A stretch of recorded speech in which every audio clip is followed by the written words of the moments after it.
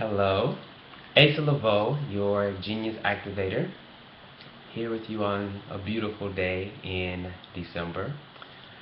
Um, I wonder if you're comfortable right now, sitting, resting, laying in bed, watching me talk to you. Because I want to ask you a question about that. How comfortable are you? How comfortable are you? I'm going to get in your shit today. I am. I'm going to get in your shit. As your genius activator, sometimes I will do this. I will. So, what do I mean by your comfort? I'm meaning the thing that is easy for you, the thing that desires or that requires no additional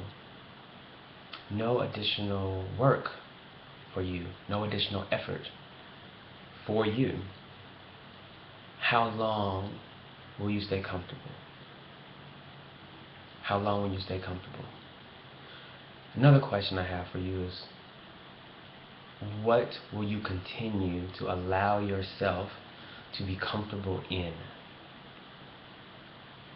Are you comfortable in depression? Do you reside in depression? Does depression snuggle you? Does depression hold you like a lover you want, the lover you think you need? What do I know about depression? What do I know for sure? I know that I went through a very rough divorce back in 2009. It was rough. It got so bad at one point that I was unemployed at the time, so I was getting unemployment checks, not direct deposit, actual checks. And I would get up in the morning on Tuesdays. I would get my checks on Tuesdays. I would get up on Tuesdays, get dressed in whatever, go to the mailbox in my apartment complex, go to the nearest check cashing place, cash the check, make money orders to the electricity and the apartment complex, pay those, come back home, open the door, take off my clothes, get in bed, turn off all the lights, and I would stay there. And I would repeat this every Tuesday. Now, what was going on Wednesday through Monday? I was in love with my depression. I had a deep relationship. I had an exquisite affair with my depression. I trusted my depression. It felt safe. I did not have to explain what I was going through as a result of being tied to my depression. Friends would say, so Asa, are you going to go here? Are you going to do this? Are you doing this? I would say, I'm currently depressed. And that was enough. That was my way out. Yes, I had an exquisite love affair with depression and was very comfortable in it. I even know what depression looks like now. As someone who has been overseas in a combat role, knowing that feeling of utter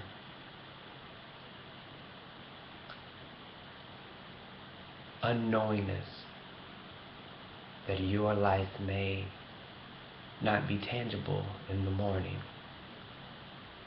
I know what that's like.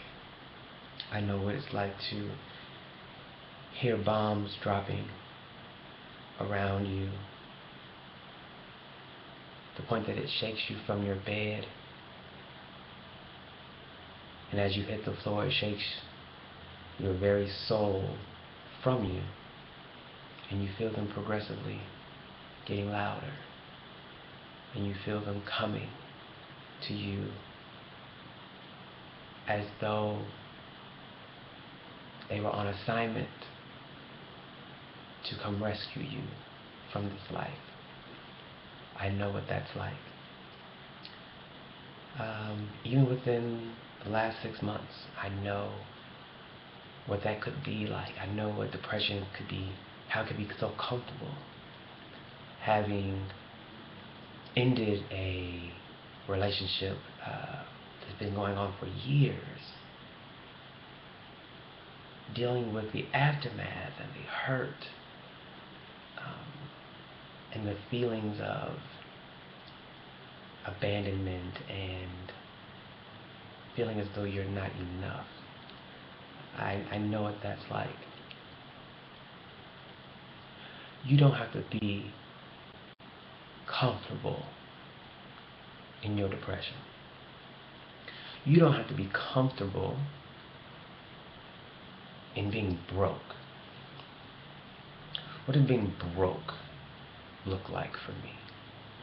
Being broke looks like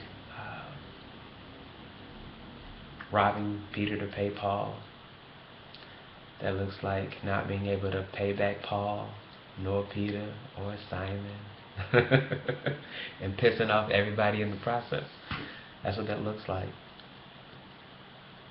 Being broke looks like and feels like despair. It really does feel like that song on the Low Jones soundtrack. Basically being a penny with a hole in it. Now think about that. In United States currency, the value of a penny and the fact that your penny has a hole in it. Yeah, you know what that's like too. But I said all those things to ask you, how long are you going to stay comfortable in your shit? How long? Are you going to allow your comfortability to define you? To allow you a pass in having the life you so want? I hear you on social media. I hear you in my inbox. I hear you and I do speaking engagements. I hear you as I coach. You want more. You want more. You desire more. You feel as if you deserve more. You feel like the world has called you for more. Though I cannot tell, your life cannot tell that you want that thing.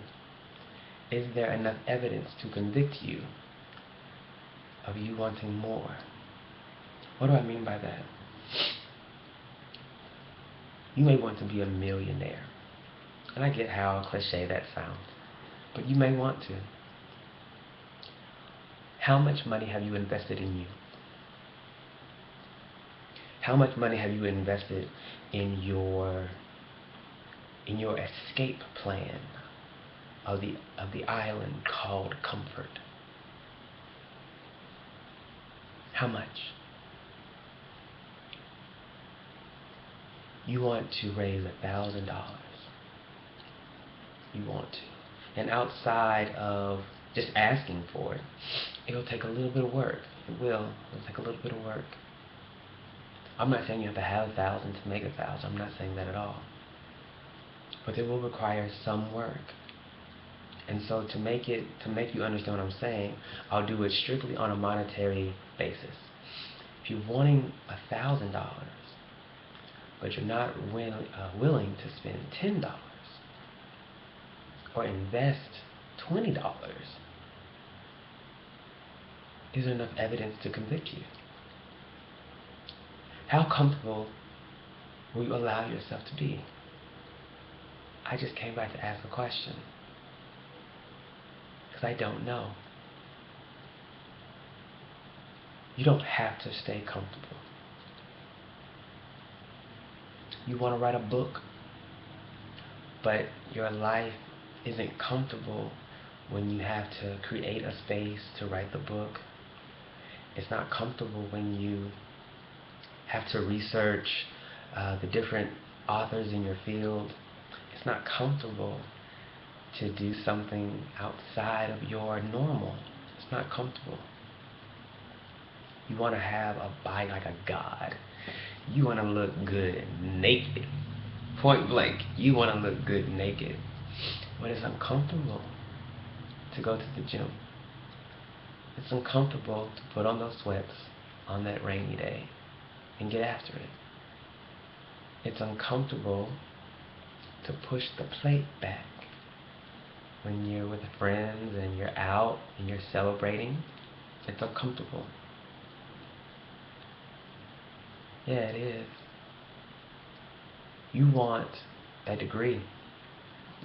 You do. You know how your life could change as a result of getting that degree.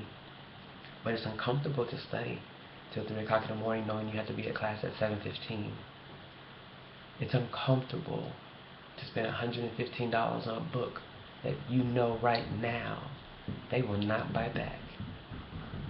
It's uncomfortable to listen to this teacher dictate for 2 hours. 2 hours. They're just lecturing for 2 hours. They won't even take your question. They're difficult. They can be even obnoxious. And it's uncomfortable. How long? How long are you going to remain uncomfortable? Or going to remain comfortable? Nothing that I've done up until this point that has made any difference has been comfortable. I wanted to see my son being born while I was in Iraq, and I did some strange things to get back to Oklahoma City 1 hour before he came into this world. I was uncomfortable. In order for me to start a business, my very first business when I was 22, I would spend about 20 hours in a day putting finishing touches on the floor. Not the windows, not the walls, not the ceilings, the floor. The floor. I spent hours scraping up old tile, breaking up debris from the floor in order to see my dream realized. I allowed myself to be uncomfortable. I know about those memes that are out there that say, your success is on the other side of comfort.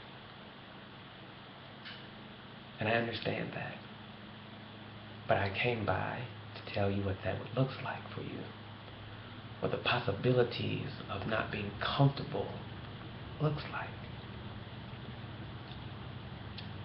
The next time you have a dream, or even with the dream you have now, ask yourself before you go forward, is this a dream of comfort? Ask yourself that. Is this a dream of comfort? If your dream is comfortable, I would ask you that you may want to get a new dream. Because work begins when your dream is said. When you verbalize that thing, it is not then become easier. That's when the work begins. So I get it. You want to bite like a god. I get it. You don't want to be broke anymore. You want to live a life of abundance. You want your business to boom. You want a love that has the strength of 10 black holes, 7 supernovas. I understand that. I get it. Gauge your comfort. Understand what it's going to take for the life you want to become the life you live. And as always, I'm Asa Leveaux, your Genius Activator, and your genius begins with the S. Dreams and blessings.